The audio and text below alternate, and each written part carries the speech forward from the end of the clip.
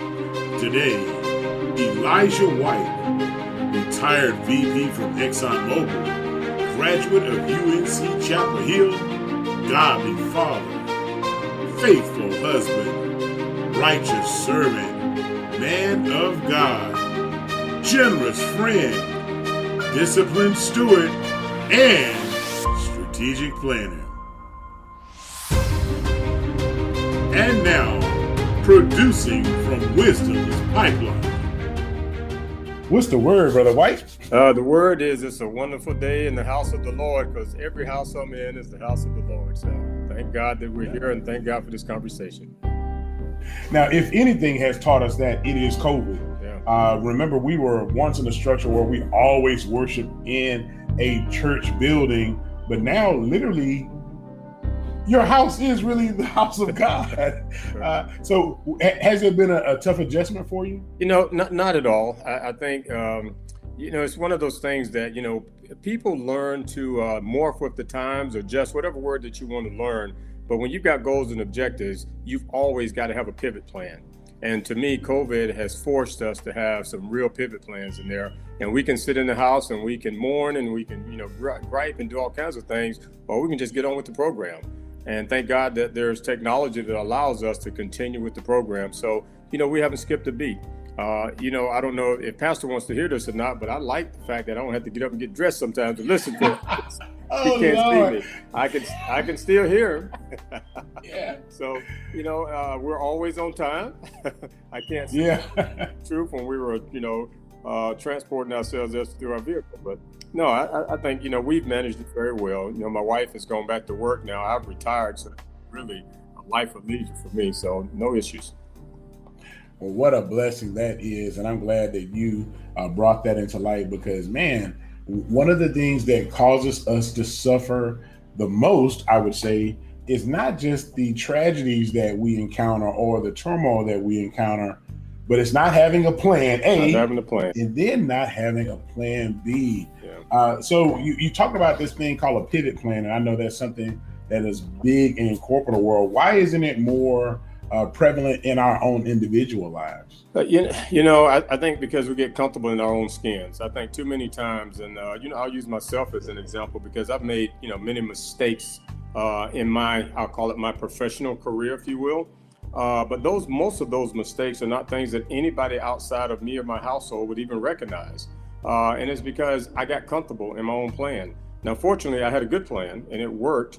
And any plan has a broad bandwidth, or should have a broad bandwidth, because it's very hard to walk that skinny white line in the middle of the road. So you need to give yourself some wiggle room. And if you've got a decent plan that allows you to pivot a little bit left or right, I think most people are going to be fine. I think the people who really find themselves in trouble are folks who don't have a plan, or have a plan that is too specific with no pivot plan, if you will, involved.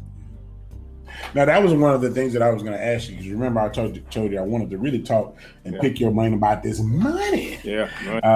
But at the same token, one of the things I wanted to ask you about is you also said that you're retired. Yeah. Did you start planning for retirement day one, or was this something where you looked up and you were 35 and said, you know what, let me get this done?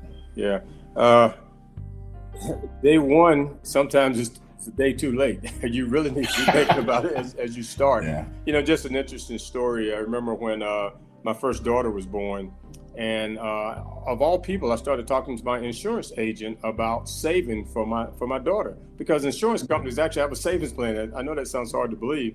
And basically he said that if you wait till she's 5 years old, you're probably too late. You need to start now. So, I fortunately worked for a company that actually still has a 401k, has a savings plan and all those things. And even then, I made lots of mistakes just because I'm going to use the term ignorance, and maybe it's just uneducation. Maybe that's a better word for it, because I didn't come from a family that had money. I knew nothing about the financial world. I know you go to work, you make a salary, and you pay bills. That's kind of what I came into it with. And so in terms of the right avenues to save, but the company had a saving plan and you put money into it. You could put 6%. The max you could put in was 7%. A lot of people put very little in it. Some people say, well, I'll wait 10 years till I do it. But the right thing to do is start day one. And even if you only put in a small percentage of it, and we used to call it back before you were born, saving saving for a rainy day. Our parents used to put a little money under the mattress or whatever, saving for that rainy day. And this is kind of that same thing. And you do need to have a plan for that rainy day. And that plan is a simple one. I have a certain lifestyle while I am employed.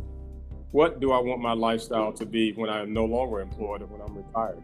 And that's kind of the plan you need to save for, with the understanding you don't control most of that. In terms, we all assume we're still going to be in great health when we retire. Fortunately, and thank God I am at this point, we all assume that, we have no outside issues going on, lawsuits, whatever you want to bring into it. And so it's just going to be straightforward. It's hard to plan for those outside events.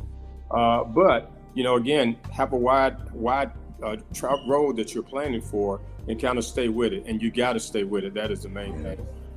And of course, the cost of living will stay the same. Yeah, well, we all know that that's not the case, right? But again, I will tell you my plan, as I was returning for retirement, when I retire, I wanted to maintain my standard of living.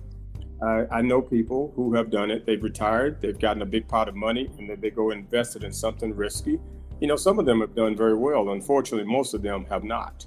And my plan was I retired at 60. If you start trying to get rich at 60 and spend every penny you got, the difference between 60 and 25, if I lose all my money at 25, you know what? I can continue working and I can grow that money back. When you get to 60, that becomes a little bit more problematic. And so my plan again was maintain a standard of living. I'm not trying to get filthy rich, from this point on. I like my lifestyle. What can I be doing now that I'm 25 that makes sure that when I'm 60, I can maintain a standard of living that I have enjoyed, for those years in between. Now, when you did that, let me ask you: Did you have a dollar amount in mind, like I'm going to save a certain amount of money, or were you thinking more along the line of handling debts and managing your assets? All of the above. I wouldn't even say there was a dollar amount involved. I would say that there was a percentage of what I have today that I'm going to set aside, to build towards the future. And I learned a lesson early on because, some of the advantages of the company that I work with is you could buy into a savings plan where you could just put it in, it's called unallocated cash. You just put cash in there, the company would match what you put in there, and then basically it just sits there and it gains interest for many, many years, right? My awakening was a couple of years after I'd been working, the company had a stock split. And I was asking everybody, what is a stock split? I knew nothing about finances, and they kind of explained to me. So let's say I've got, 10 shares that are worth $10. Now the company splits it. So now I've got 20 shares that are worth $5. So the dollar amount is the same. But guess what? Over time, as that stock grows, now, I basically doubled my value, if you will. Well, my cash wasn't doing that. I goes, hey, wait a minute, why did I do that? So, I turned all that unallocated cash and started buying it to the stock plan. And what I really didn't know is that stock also played a dividend. So not only is that the value going up, but every quarter I got paid money because of that. And those are things that nobody taught me. And so I went in to see one of our HR representatives. I said, man, I have some really stupid questions for you. Can you help me? And he just laughed and he pulled out a piece of paper out of his drawer. He said, the reason I have this piece of paper is because guess what? You're not the only stupid one. There's a whole lot of things talking to you about this. So welcome to the club. And so, and he's a firm believer, and so am I. There's no such thing as a stupid question. Yeah. I would agree with that. And I think that's one of the challenges that we all face. And that is why I try to have sit downs with brothers like yourself, because a lot of times when the Bible says we perish for lack of knowledge, we have access to the knowledge, we just don't seek it, or we're too prideful to ask for it. So one of the questions I did have for you was, who taught you your basic financial principles, and then also who helped mentor you and shape you?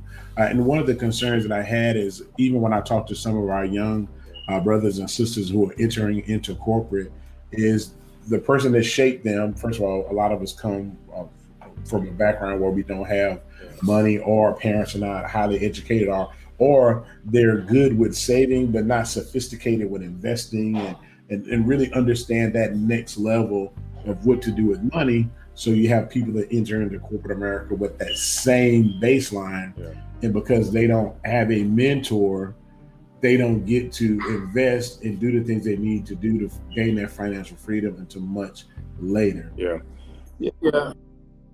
Well, it's just like many things. I have a network of mentors, if you will, and I would say that that's been very fortunate to me.